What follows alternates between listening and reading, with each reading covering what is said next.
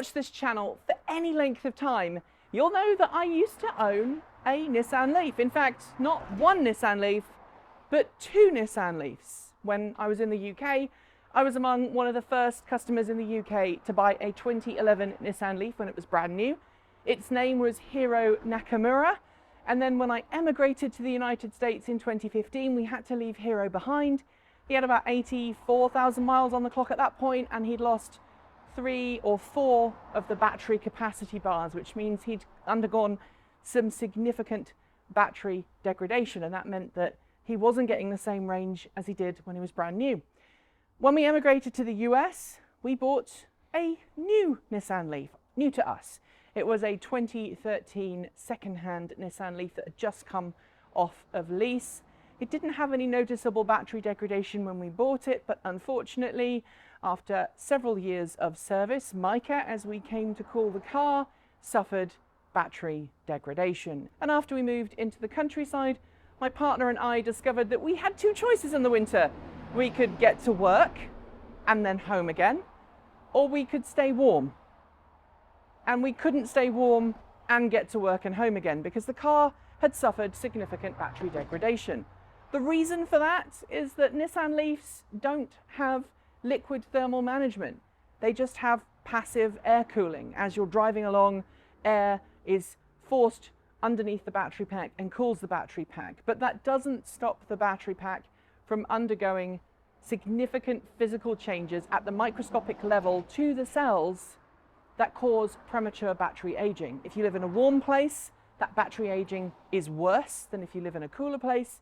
And if you rapid charge your car a lot, that can also impact your car's battery degradation. Nissan has been kind of moot on the subject and only really tacitly admitted that this policy was a bad one when it announced its Nissan Ariya, which has liquid cooling for the battery pack. But if you have a Nissan LEAF, you're SOL, especially since Nissan is not keen to give you a replacement battery to put in your car. I say not keen, and it's not really giving, it's selling.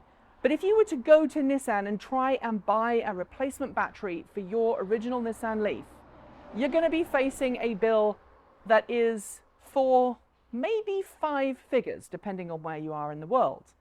And for a car that probably by that point is 5, 6 or 7 years old, that's not economically viable. Luckily though, there's a cottage industry that's been growing around replacement battery packs for Nissan LEAFs. The same capacity as the cars originally had, or expanded capacity, using newer battery packs from salvaged Nissan LEAFs to give older cars like this a new lease of life, to give them ranges in excess of anything that they had when they rolled off the dealer forecourt.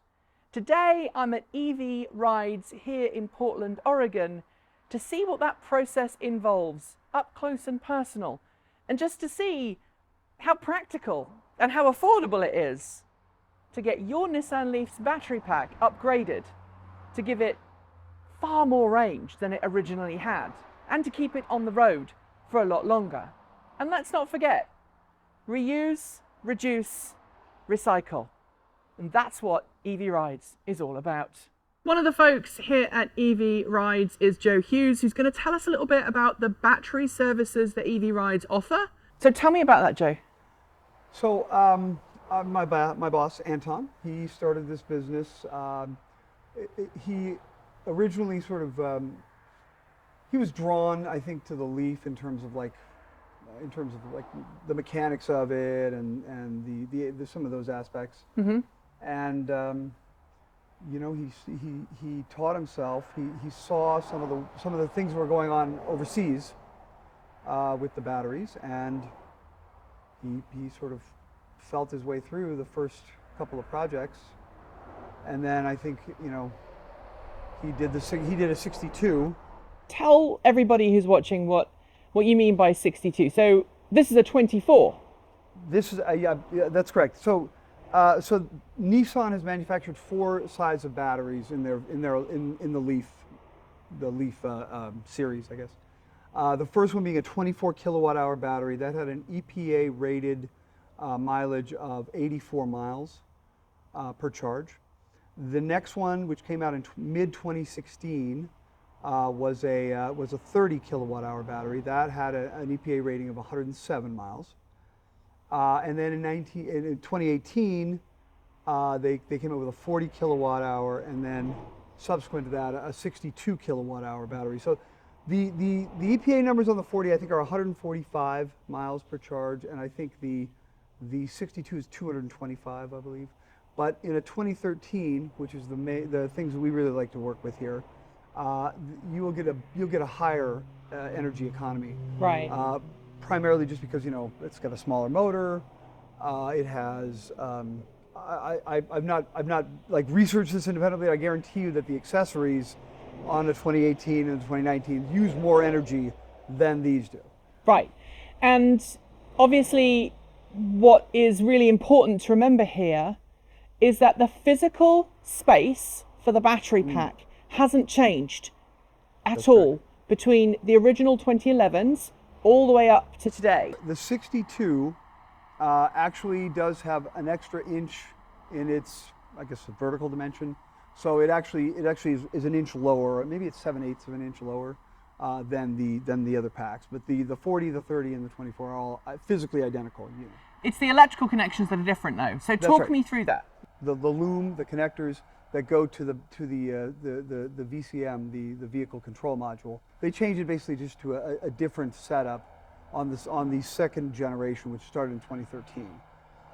So that does mean, for instance, for some of the vehicles, for the older vehicles, we have to construct a new loom, basically an adapter, and we do that in-house. But yeah, it is. It's a one-off thing. Unfortunately, they have to be done for each battery. Right. Nissan, you're absolutely right. They didn't make any physical changes to the outside apart from that.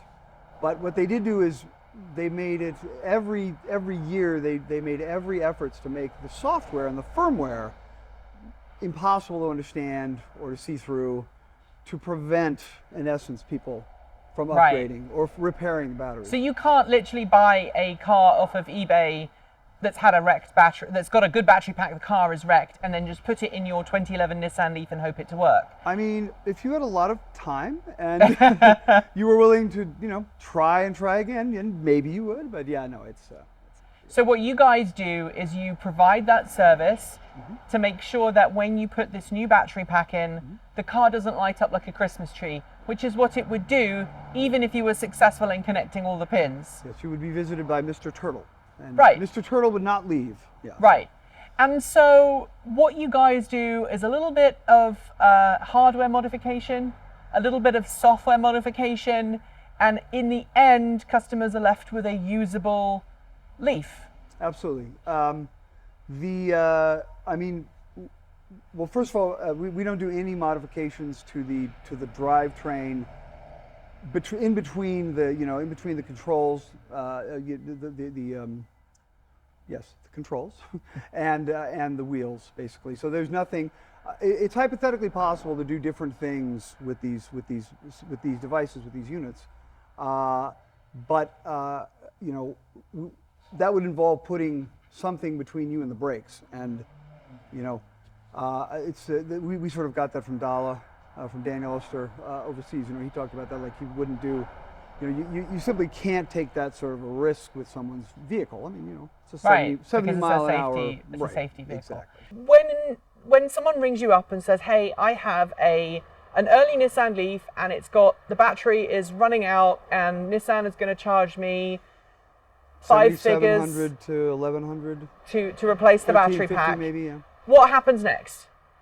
Well, I mean, the first thing, we get so many inquiries from out of the area. I mean, that's honestly, we sort of triage the calls like that. I mean, if they're in Florida, we get a decent number of calls from Florida, but I mean, it's hard to make the economics work for the owner. Because they have to ship the car up or drive it, and that would be... Yeah, $3,400 round trip sometimes, yeah, it's just not... Now, mind you, with a 40 and a 62, you can route a route. You can route, a path back home to the East Coast, but, still, people have lives. Right, exactly. But so at that point, we go over, Well, I mean, there are some limits. The 62, because of the size of the speed of the onboard charger, the 62 kilowatt hour battery is really not apropos for the first gens, the 2011s and 2012s.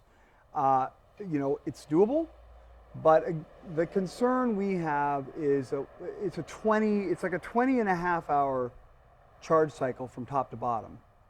And that's assuming your the local load is delivering the maximum that it can, which is 3.3 kilowatts. So the fear we have there with that situation is that people will just start. They're going to fast charge. They're going to be fast charging a lot, and you know you mentioned this. You know, there is no question that there is an association with the quick chargers and degradation levels.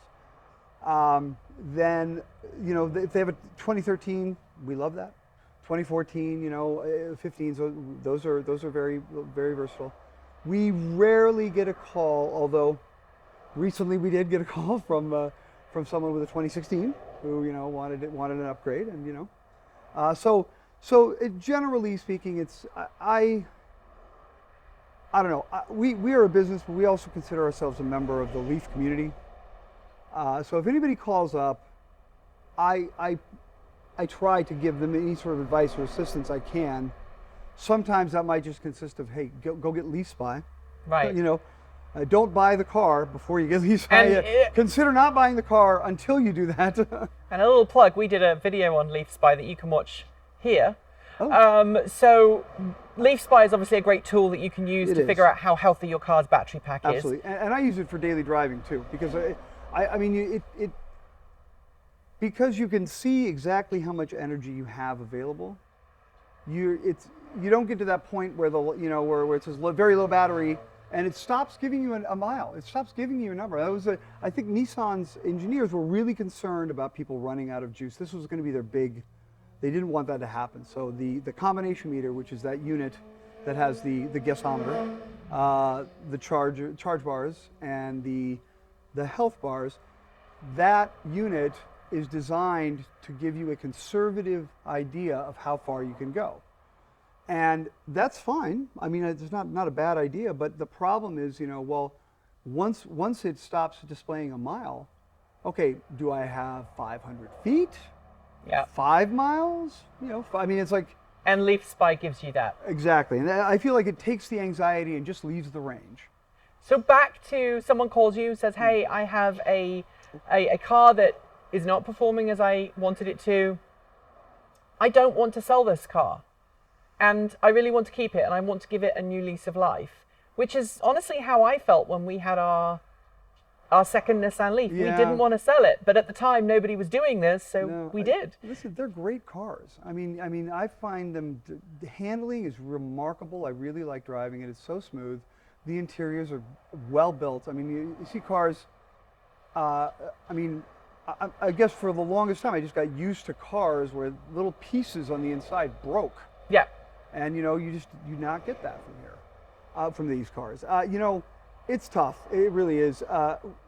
We call that first group of purchasers, you know, the 2011, 2012, 2013s when they bought them new.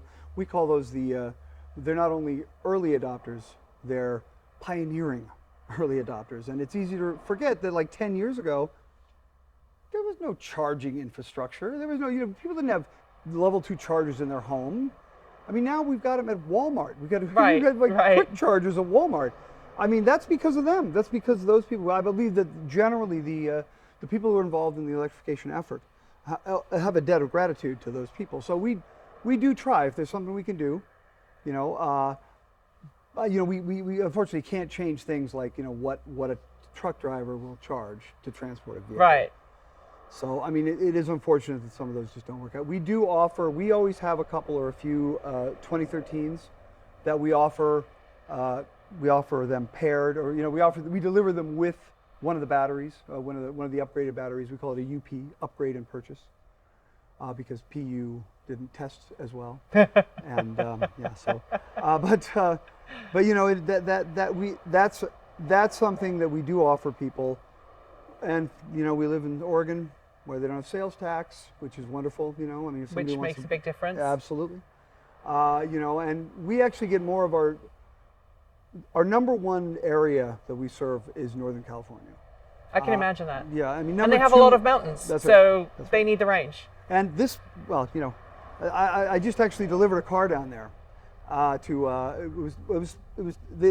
owners were in Fresno, but we met up in Sacramento. But I'll tell you right now, considering the fact that the Northwest and California are, you could say, you know, hotbeds of electrical vehicle adoption, the troubles I had charging between here and there were atrocious. Yeah. And I would name a name. We're doing an expose on them, so Really? we'll wait on that for the Okay, future. yes. Well, Yep. you can. I'll tell you what. I'll show up. You put me in shadow, and I'll tell you all about the trip down there and the 5 stations I had to go So to. let's talk about pennies, okay? This is not necessarily going to be the cheapest thing that you're going to do to your electric car, but as a long-term investment, it can pay off.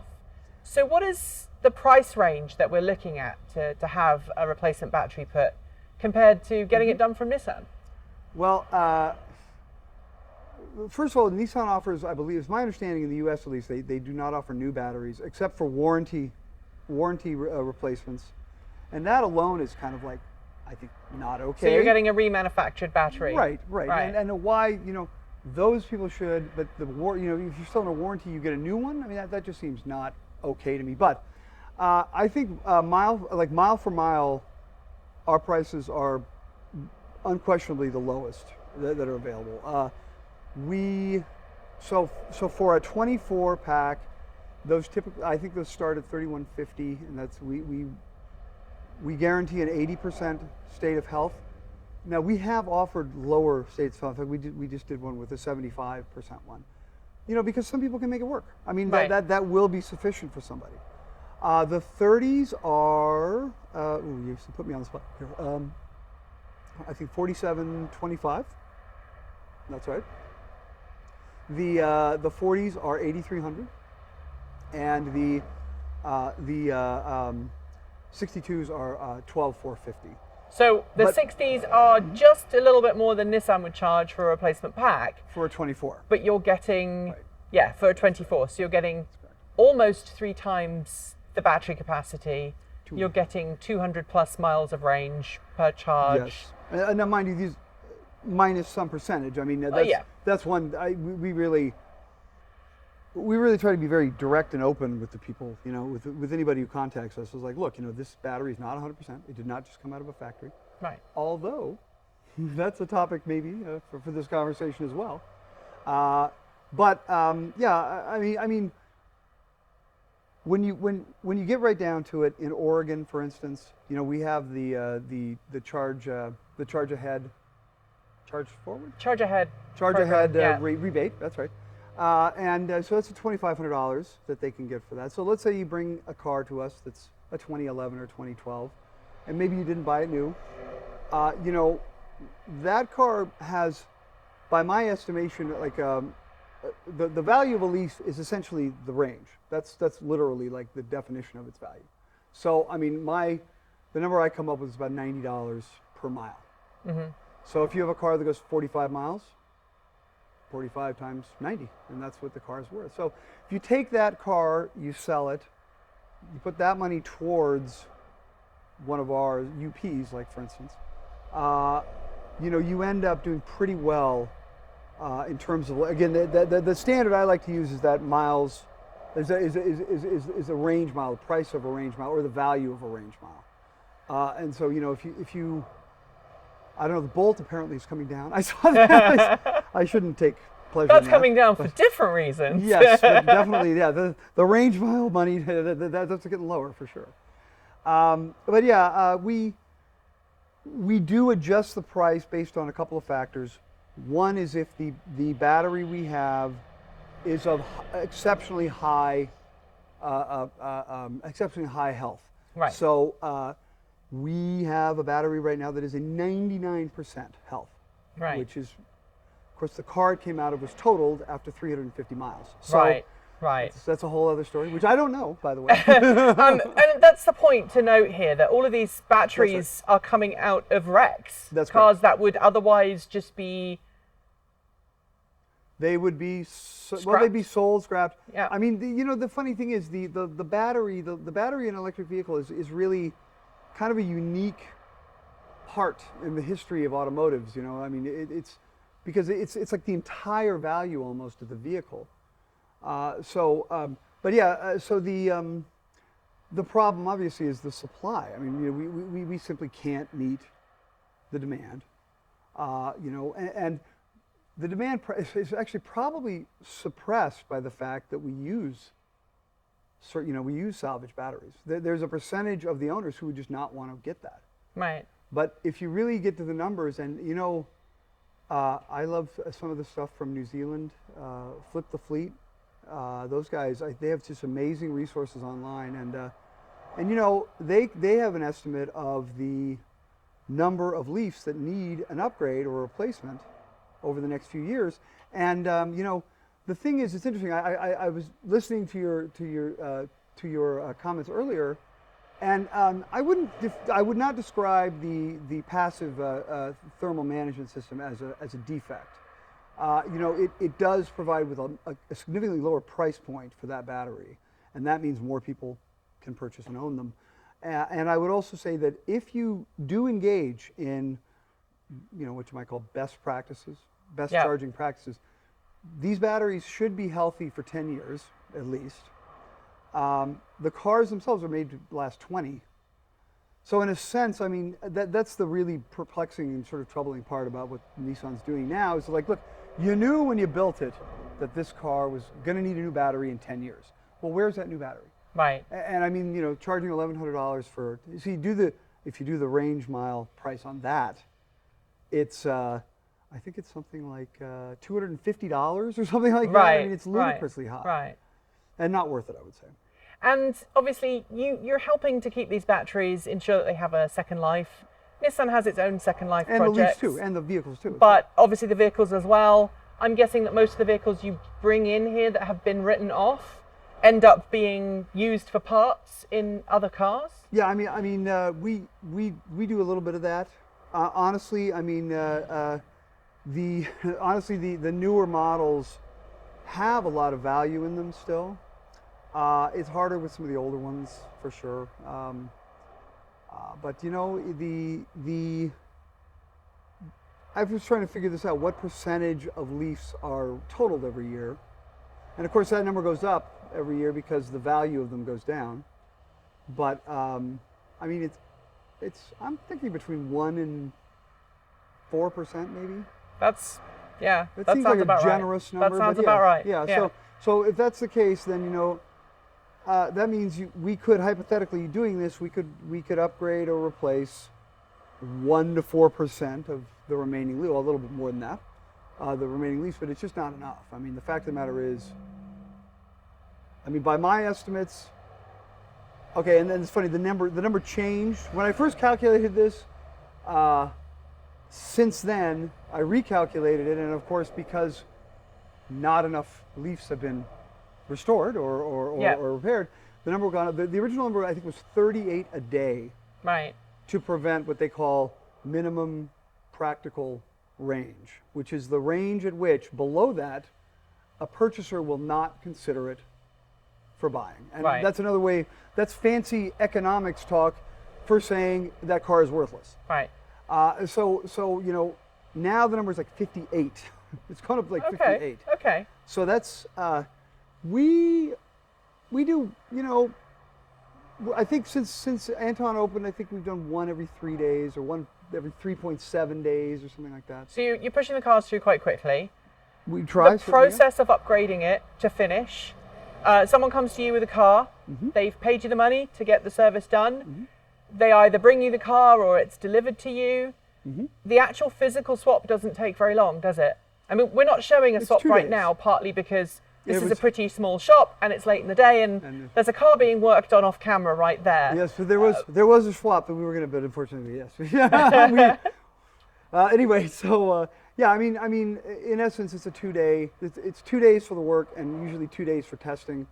We do let the customers waive that if they want. Like if they're local, and you know, we're pretty confident in the processes we use. They're tested, and we don't. I mean, we have since I've been here. I think two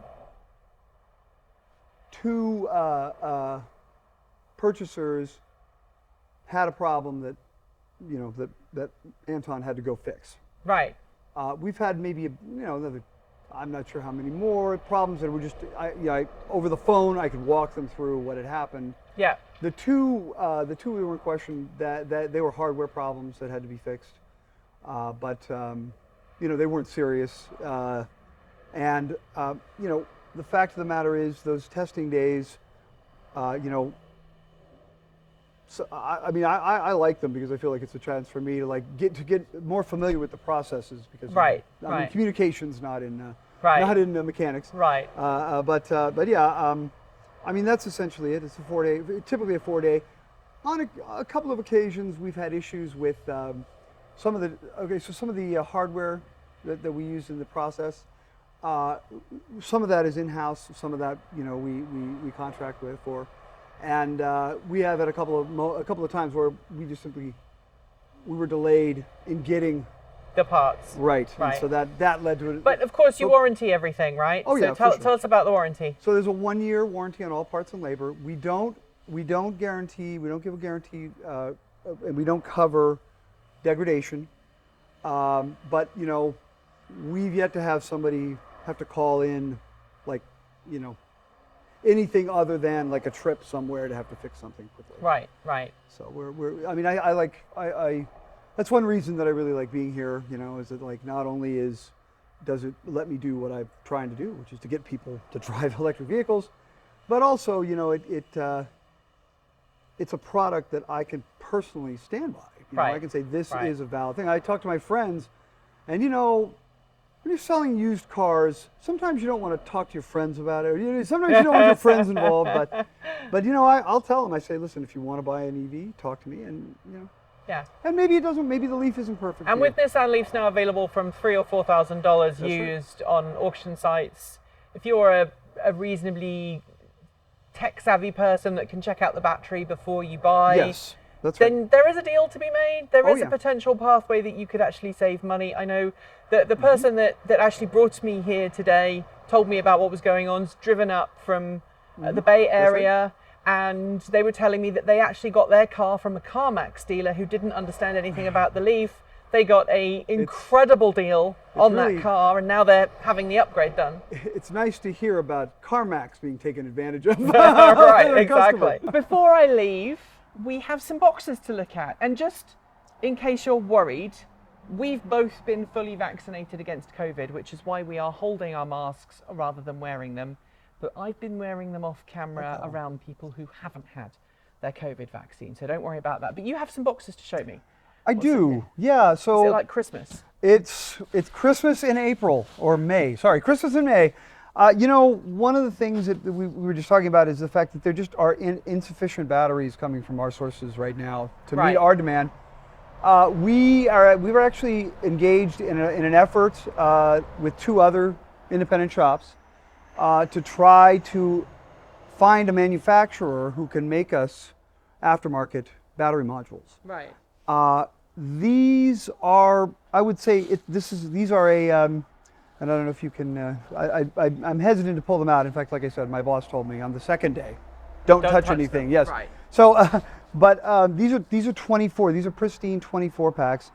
We are not sure. Let's rewind that. Gotcha. Pristine 24 kilowatt hour battery packs per Correct. box?